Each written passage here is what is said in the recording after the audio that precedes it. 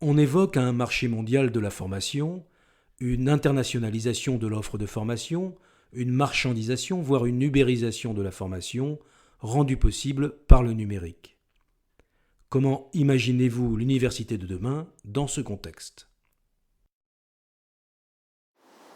Alors, le mot ubérisation est assez fort, c'est sûr, il est utilisé de façon médiatique.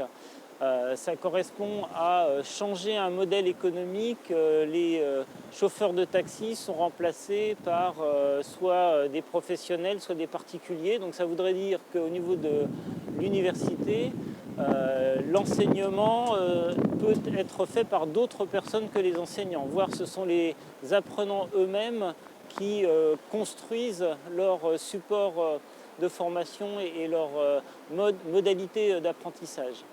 Euh, Actuellement, ce dont on s'aperçoit, c'est effectivement que l'évolution et l'introduction des MOOC a changé un certain nombre de choses dans les pratiques.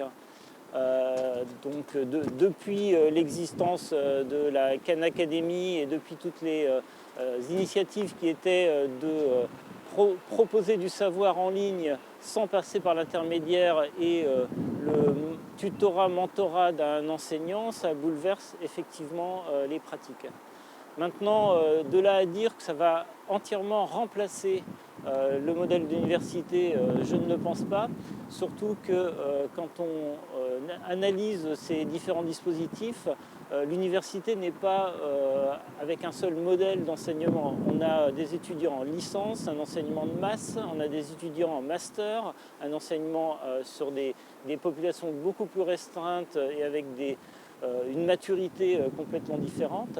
Donc utiliser le numérique pour des étudiants de licence, ça demande des dispositifs complètement différents de ceux de master.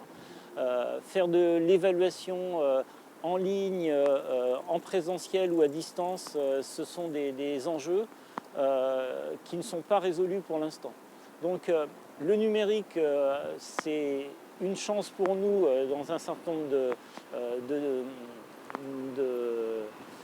de choses à faire, mais d'un autre côté, ça peut nous complexifier grandement la tâche.